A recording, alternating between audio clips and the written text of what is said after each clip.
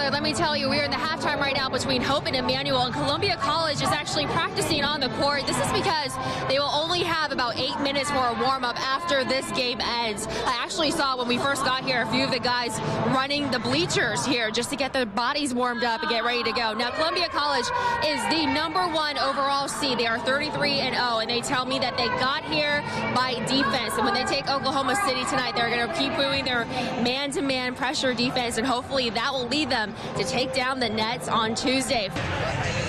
Well, it is senior night tonight, and Keon Bell, Alex Oriaki, and Lawrence Bowers will play their last time here at Mizzou Arena. But the story that's dominating the headlines is Mike Anderson's return. Now, let me show you. There aren't a lot of fans here already, but the student section has been full since we got here about 45 minutes ago. They have been very loud as Arkansas has been warming up behind me. Now, as we were saying, this is Mike Anderson's return to Mizzou Arena. It's something that Coach Frank Cave did not want to talk about. He didn't really want to address the fact that Anderson was returning, saying it's just another game on the schedule and it happens to be the last home game.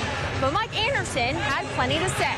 Hickman is the #1 team in the state. They are 26-2. They are led by sophomore Jimmy Way. In fact, there's only one senior actually playing for Hickman in the lineup, and that's Cecil Williams. Now, this is a team that is very hungry and hasn't had the easiest round as they made their way through the championship bracket. They went into overtime against Washington, and they actually came from behind against Kickapoo. So tonight, they want to start off aggressively. As for Rockbridge, they will be taking on Blue Springs later on tonight. And once again, they're led by 2 sophomores. Sophie Cunningham is here at quarter. Both Missouri commits, and then Sophie Cunningham actually leads Rockbridge Bruins with 18 points per game. You guys are taking on the Florida Gators, a very tough team, a team that Frank Cave says might actually be one of the best teams in the nation. Last time around, it was a 30-point deficit. They jumped out to a quick start.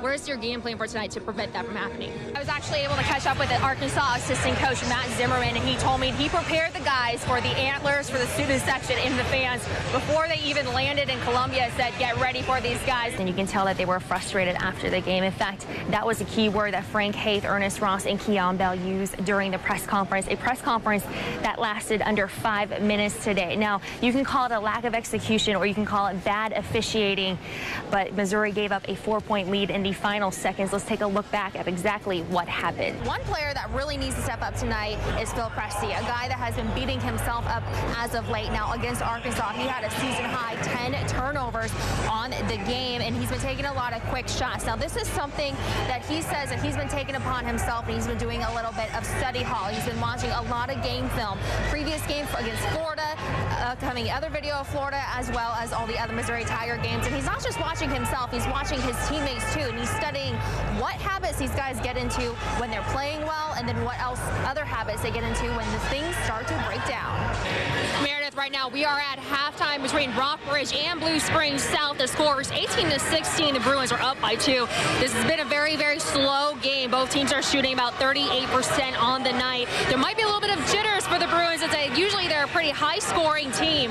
Well, earlier today, the Hickman Cupies, they weren't so lucky. They lost tonight at a score of 62-59. The Hickman Cupies actually had a pretty big 8-point lead throughout most of the game until the 4th quarter, and they allowed Rockhurst to go on a 25-9 run. Jimmy Witt, though, had 21 points for the Cupies. They blame rush shots and a breakdown on the offense for tonight's loss.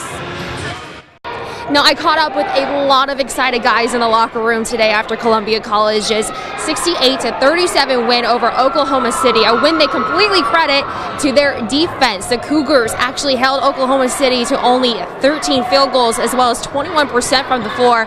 I talked to them today about what exactly they did to make sure they got that win. That was about as strong a defensive performance in the first half as we put together. I mean, I was amazed. We came in with the game new. We usually want to start every game on the defensive end. And luckily, they was missing a lot of shots. We was making a lot of ours. And we got up we got up early, and, we just kept the lead and just kept going. So, a good thing. Up next for the Cougars is Hope International, a team they actually watched tonight earlier on the floor. They say this team is very similar to them in the way they play defense. I jokingly asked Derek Dilworth, I said, oh no, is this going to be one of those low-scoring, close games? He said, don't worry, we have an offense as well. From Kansas City, Martina Del Monte, ABC 17 News.